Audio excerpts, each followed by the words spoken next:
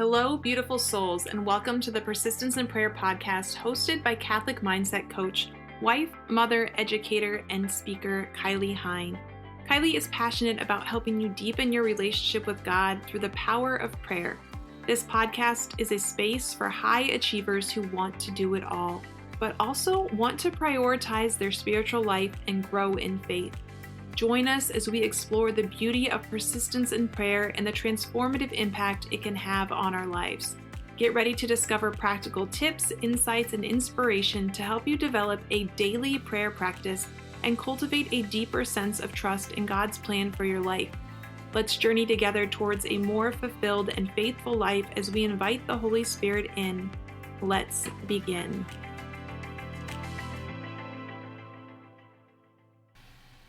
Welcome back, beautiful souls. It is such a blessing to be here with you today. We are already on our second week of October. The fall weather is turning here. It's beautiful out. A little chilly in the morning, but I'm loving the layers. And yesterday I went outside and played freeze tag with my children, and it was so wonderful and beautiful. And I was really just overwhelmed with how God showed up in my life yesterday, because I woke up in a lot of desolation after a really great week of prayer. I woke up in desolation and I was struggling a little bit, but when we call upon God and when we call upon our Blessed Mother, everything just turns around. And October is a great month to call upon Mama Mary, our spiritual mother. So I just want to remind you, whatever you are going through, she is the perfect person to intercede for you. She sees you when you are running on empty. She knows the struggles, and she is going to be there to guide you, to wrap you in her mantle, to keep your family safe. So call upon her for your marriages, for your families, for an increase in your faith and your trust, because there is no one better than her to show us how to grow in these things and how to grow in humility. And that's what I want to talk about today. We're going to talk about disillusion of self. So I want to paint you a little picture. You might be someone who likes to be in control. These are characteristics that I see in a lot of my clients. I know these are characteristics of a lot of my listeners. So this might sound like you. You like to be in control. You want to be the person in the room who knows what's going on. If someone asks you a question, you want to be able to answer it with confidence and clarity. You take pride in your ability to do a lot of things, to accomplish a lot of tasks. And not only are you going to accomplish them, you want to do them well. Maybe you're seeking recognition. Maybe you just want to prove to yourself that you can do all these things.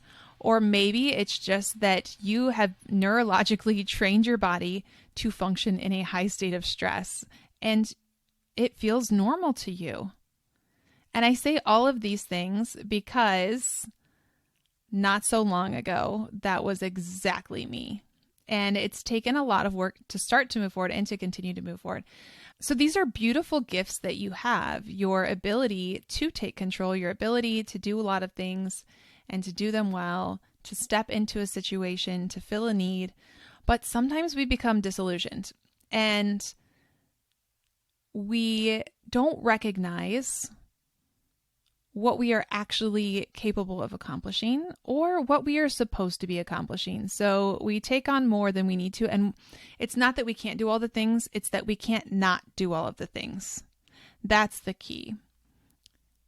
The self-awareness of what's the one thing that we're supposed to be doing right now? What's the next first step? And how do we do that thing well?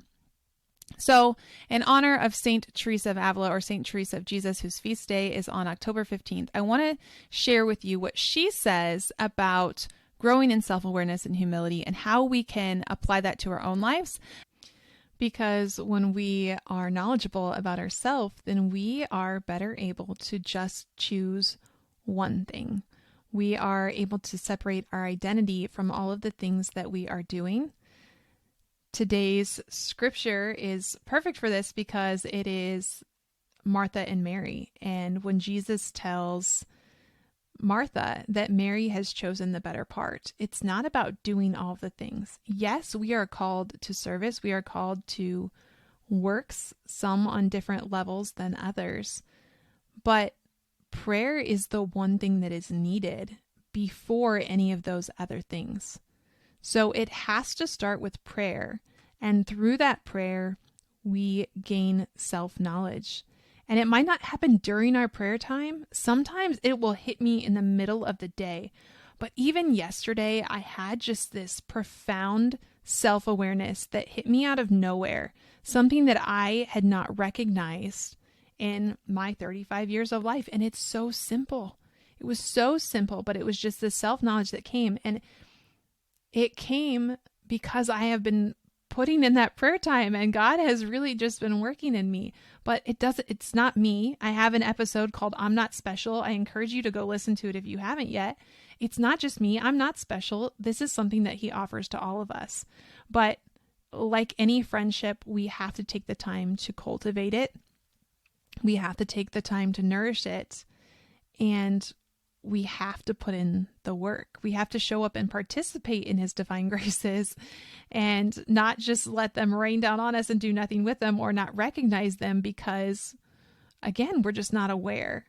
So we're going to talk about some tips and quick ways that you can start growing in self-awareness and things that I would encourage you to start practicing if you are not practicing them already. Okay, so St. Teresa of Avila says, I do not know if I have explained this clearly. Self-knowledge is so important that even if you were raised right up to the heavens, I should like you to never relax your cultivation of it. So long as we are on this earth, nothing matters more than humility. And so I repeat that it is a very good thing, excellent indeed, to begin by entering the room where humility is acquired rather than by flying off to the other rooms. If you don't know who St. Teresa of Avila is, or you don't know a lot about her, she's talking about the rooms of the interior castle.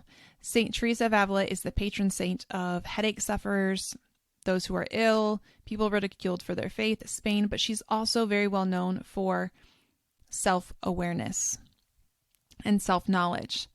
So she says here, self-knowledge is so important that even if you were raised right up to the heavens, I should like you to never relax your cultivation of it. Now, I won't pretend to be a St. Teresa of Avila expert. I love her. I continue to read her works and be informed by those who are more knowledgeable than myself, because we really do have to be careful with a lot of her writings, because if we aren't knowledgeable, they can easily be misinterpreted, because she is writing from a state of union with God where we are not. And so we really just have to progress in her readings and start with foundations and have someone help to guide us. But I think that this is so important, this continuous growth in self-knowledge, because like I've said on this podcast many times before, we have an infinite capacity for self-delusion. We cannot see ourselves as we truly are. And that's why I talk about self-knowledge so often. So who needs to grow in self-knowledge? All of us. As soon as we think that we've made it, that we know who we are, that thought alone is a testament that we have so very, very far left to go. And this is a foundation of our spiritual life. So it always needs tended to. We can't just forget the foundations. If I was coaching volleyball still, we would start every season with foundations of passing, of serving. If we can't do those very foundational things, we would never win games. So even though the girls have been doing those things for years, those skills need to be so fine-tuned. They need to be practiced again and again and again. And so the same with self-knowledge. We learn something new as we grow in our faith, as we grow in our relationship with God. He reveals more and more of ourselves to us, and we come to know him more fully. When we grow in self-knowledge, here's a key for many of us. We are better able to focus on doing one significant thing well rather than adding on 20 more. Because again, we either want the recognition, we want to prove to ourselves or to others that we can, or we're just neurologically conditioned to be in a state of stress, and we think that is completely and absolutely normal. And we pride ourselves on it. We pride ourselves on being able to do so much and not lose our minds. At least not in public, because on the surface, everything is always fine. And if someone asks us, we're always fine. But as I found in my coaching sessions, as we dig a little bit deeper, we're not fine. We're not fine. We're surface level fine. But when we start peeling back those layers of that onion, there is so much underneath there that needs to come out, that needs to be let out. And again, every time I talk about this, I am talking about myself included. This is work that I continue to do. This is work that more and more comes out every single week with my spiritual director as I've been working through the 30-day exercises of St. Ignatius. These are things that come out every week when I get coached by other coaches. And they're things that I see with my clients when I work with them, especially my long-term clients that I've been with longer, that trust has been established and they're willing to be a little more vulnerable. The Holy Spirit swoops in, and I never have any idea. I don't even pretend to have expectations of where some of these sessions are going to go, because God is in control, and the things that he pulls out are beyond my wildest imagination. But the peace that comes with that is so powerful because he is the one who is doing the healing. He is the one who is pulling these things out of the incredible women that I'm working with. Okay, so how do we grow in self-knowledge? There are many ways, but I'm going to focus on 3 today. Okay, so number 1 is to prioritize. You have to prioritize growing in self-knowledge. It doesn't just happen. You have to be aware. So ways that we can prioritize self-knowledge. Obviously, plan of life, because you can write this in there, and that daily mental prayer in the morning, which is a key foundation of anyone that I work with on writing our plan of life. Daily mental prayer. St. Teresa of Avila would encourage this. St. Alphonsus Liguori would encourage this. Daily mental prayer of sitting with God, of wrestling in the silence when all of the distractions want to pull us away. And even for those of you who really like to prayer journal, all of those other things, those can still be useful tools, but really just allowing yourself to sit and wrestle in that silence, in that discomfort for many of us at the beginning, of quiet, of allowing God to speak into us, of reading scripture and then resting with it. What words are coming to the forefront? How are they applicable to your life right now? Rest with it. What is God inviting you to in this moment? And what action can you take as a result of what occurred during that prayer time? And I had someone tell me yesterday, it was so beautiful. I've been working with them for a while now, and one of the graces that they shared with me was that they no longer have expectations when they go into prayer.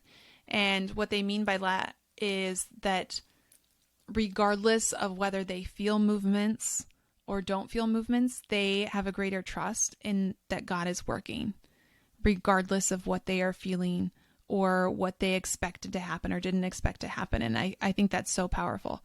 In this prioritization can be spiritual reading as well. This is something you could also fit into your plan of life, but read about the saints.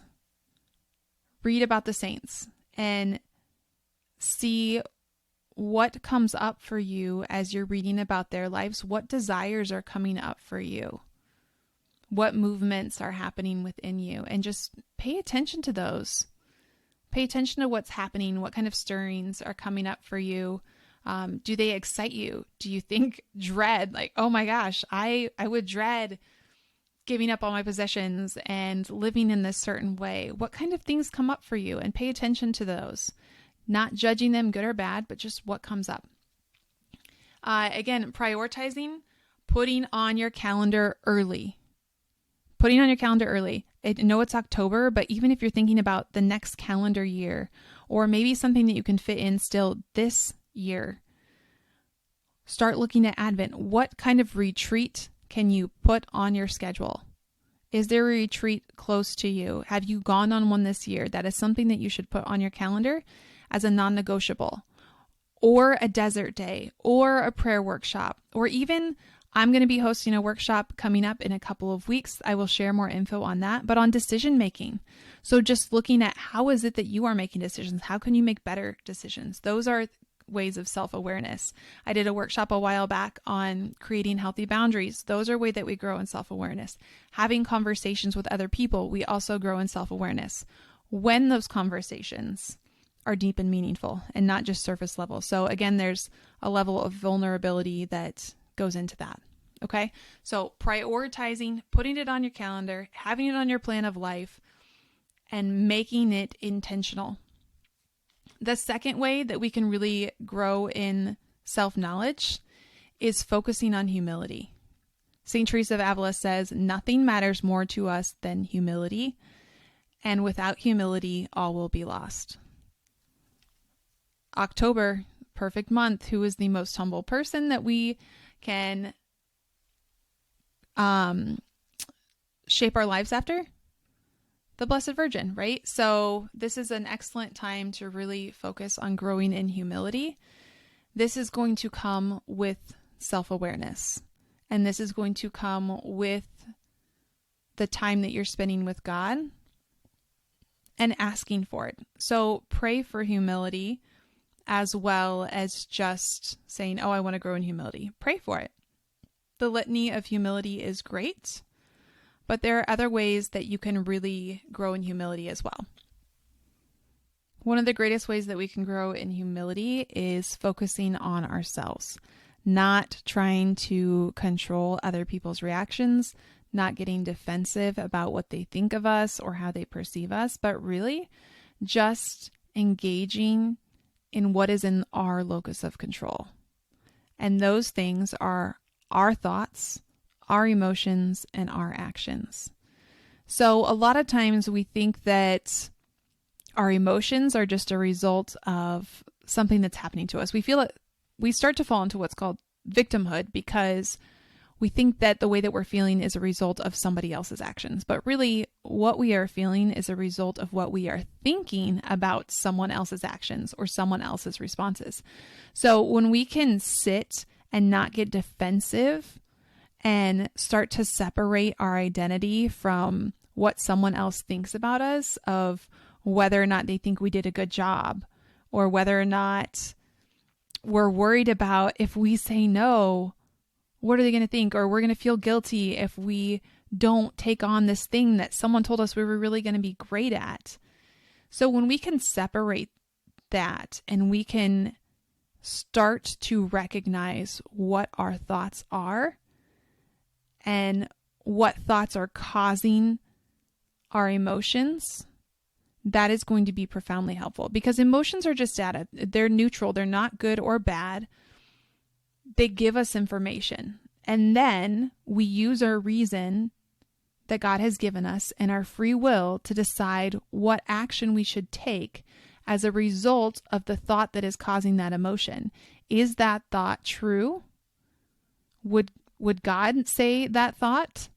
Or is that thought a lie? Is that somewhere where maybe there's some spiritual warfare going on, or a thought popped into our head that came from somewhere else?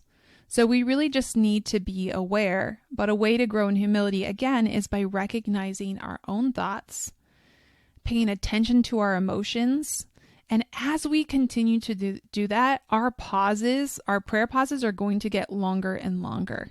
So it might feel a little bit out of your control at the beginning, but the more you work on it, and especially if you work with a coach, it's going to happen a lot quicker. You're going to start to recognize these thoughts, and it's going to change the actions that you are taking. And it's going to bring you more peace, but it's also going to inspire the other people around you. They're going to say like, wow, how are you maintaining this calm in the midst of all this chaos? Well, it's because you're focusing on yourself. You're focusing on your thoughts and your emotions and your actions, and you're not trying to control anyone else's. You are separating yourself from how they respond, because we can't control them and we shouldn't control them. We can influence and we can be good leaders and we can speak truth, but ultimately they have their own free will. And so we need to separate ourselves from that. And so along with that, we have prioritizing, we have growing in humility or working on humility. But then the last one is asking for help. And asking for help is also a humbling experience because you may not like asking for help. That can be very uncomfortable. You don't want to put other people out. You're willing to jump in a heartbeat if someone asks you for help. But when you have to ask someone else for help, that can feel a little bit uncomfortable. So this is another way to grow in humility, but it's also a way to grow in self-awareness, is asking for someone else to mirror back to you what is going on.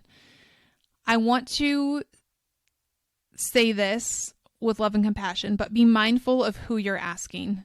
Be mindful of who you're asking for help, or even if it's something like doing a personality assessment, I think that those are great tools. I use them. I talk about the temperaments assessment all the time.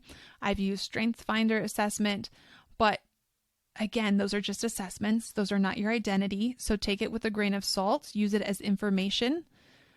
And also just please be aware and look at the origin of any type of assessment before you jump in, because there are a lot of things out there that appear to be Christian or Catholic. I've even seen some used in Catholic circumstances. I've heard of people having them at their parishes and things like that, and they're actually not very aligned with our faith. So look at the origin of that assessment. For example, the Enneagram, it's one I see out there all the time, but just be mindful. There are certain ones that if it feels like maybe something is off, don't use that one. Go to the ones that we know have been around in our faith for a long time and that we're comfortable with. Also, ask people who you know are living a life of holiness, who have solid, consistent prayer practices, the people who are attending Mass. Those are great people who can help you self-reflect as well. Part of this is really important. Not part of it. All of it, this is really important because, again, it's that disillusion that we have of ourselves, of thinking that everything is fine, thinking that we don't need help. I know when I started coaching, and I still struggle with this sometimes, I don't like signing up to get coached. I have to prioritize it and put it on my calendar. Otherwise, I would never do it because I think in my head, I know how to coach. I can coach myself, but I can't. I can to a certain extent, but beyond that, I'm always going to get blocked because my brain is going to not go to the uncomfortable places. I am going to skip ahead. I'm going to go to my sanguine temperament and I'm going to jump to the feel-good feelings, and I am going to problem solve before I ever even know what the actual problem is. I'm going to look at what's on the surface and I'm going to try to fix it without getting to the root cause. So it's like putting a Band-Aid on something that needs stitches and then just keep putting a Band-Aid on it and never letting it really heal and discovering like, what was that wound caused from. So this is where we really need other people. As humans, we are often quick to attribute our obstacles. This is another one. We're quick to attribute our obstacles to spiritual warfare or to something else or someone else, or woe is me, everything's just against me. But really, we don't recognize often that we're just sitting ducks for self-deception because we don't put in the effort to be self-aware. And so we make it really easy for the devil. We just don't do anything to grow. We don't do anything to be aware. Instead, we distract ourselves. We reach for our cell phones, we turn on our TVs, we play music, and we avoid the discomfort of quiet. But when we have someone else to hold space for us, and they encourage the quiet, and they allow us to process our thoughts and talk about our emotions, all kinds of things come out. And it's not a scary thing. It's a beautiful thing. It can be uncomfortable sometimes because we're not used to it, because many of us have never learned how to process our emotions. We've never learned of how to be aware of our thoughts. But I'll give you a quick example of how this can play out. Okay, so as a mom in the morning, sometimes things can be a little rushed. And I might find myself in the past getting snippy at my kids. I'm frustrated with them. I've asked them 3 times to get their shoes on. They still don't have their shoes on. There's always an excuse. I just needed to get this. I just needed to get one more thing for my backpack, so I had it for indoor recess. There's always a reason. I'm snippy. I'm starting to get louder and louder. Internally, I am anxious. I'm frustrated. I'm feeling a lot of feelings, and they don't feel good. We're gonna be late. I'm anxious about being late. I know how many things I don't have done for work. And really, what's the problem here? I'm blaming it on my kids. But what was the problem? I didn't get up in the morning. I didn't get up the first time my alarm went off because I was tired, because I stayed up too late, because I didn't have good boundaries. I'm stressed out because I didn't get my work done at work because of whatever reason. So I'm abdicating my emotions to the circumstances of my children, or I'm blaming them, when really, if I look at the deeper root of the problem, I'm not frustrated with my kids. I have a thought. I should have done better. I should have got up when my alarm went off. And that thought is making me feel guilty that now I'm not being a good mom. And it's leading to all of these other things. But without self-knowledge, without self-awareness, all I see is the surface. I see my children not doing what I wanted them to do. And the resulting action is me getting angry at my kids. A disruption of my peace, which is my responsibility to help control. And not only is my peace now disrupted, now my children's peace is disrupted too. So again, that's just one small snippet of why we need to continue to grow in self-knowledge. Because if we want to grow in virtue, if we want to become saints, if we want to grow in holiness, virtue happens through that repeated small act of choosing the good, that repeated small act of paying attention that this isn't on my kids, this isn't on my circumstances, this is on me having a thought that is creating guilt. Because I should, that should word, I should have done better. So, again, quick recap here. St. Teresa of Avila tells us that even if we are raised up to the heavens, we should never relax in our cultivation of growing in self-knowledge. We should never relax in striving to grow in humility. And ways that we can do that, we can prioritize ways to grow in self-knowledge. Okay, so plan of life, spiritual reading, putting it on our calendar, go to retreats. We can pray for humility and really start to learn and put into practice those things that are in our control, in our locus of control, our thoughts, our behaviors, and our emotions. Okay, or our thoughts, our emotions, and our actions, our resulting actions. And we can ask for help. We can ask to get coached. We can ask a priest to help us reflect. Some priests are really great about, maybe you go to confession and they'll say, would you like me to comment on any of those things? Sometimes they'll just offer it freely. Sometimes not, and that's okay. But just think of someone holy in your life that maybe you could say, hey, I'm really struggling with this. Or go sit down and have a coffee and just have a meaningful conversation. Because things are going to come up there too. Not a gossipy conversation, not about anybody at work, about yourselves, and see what comes up. There is this really great, there's two men. Every once in a while, I'll go to the coffee shop to work while I'm waiting for my son to get out of school. And there are two men who come in every week. And I try not to listen to their conversation, but they are always talking about God. They're not Catholic, but the questions that they're asking are so great. And they are sharing stories about their life. They're sharing stories about how God has shown up. It's so cool. I love seeing it. I love hearing it. I love knowing that they meet every single week and they have those deep, meaningful conversations. Those are things that we need, not text messages back and forth all of the time, although those can be great, but deep, meaningful conversations and making an effort to cultivate those and developing trust in others and being vulnerable so that we can greater cultivate our trust and our relationship with God as well. Okay, so prioritize, grow in humility, emphasis on humility, and don't be afraid to ask for help. I hope this was helpful for you. And as always, I just want to remind you, you can sign up for free exploration calls. And I have a few spots open. I have some people who are graduating out of my 12-week one-on-one Plan of Life coaching program.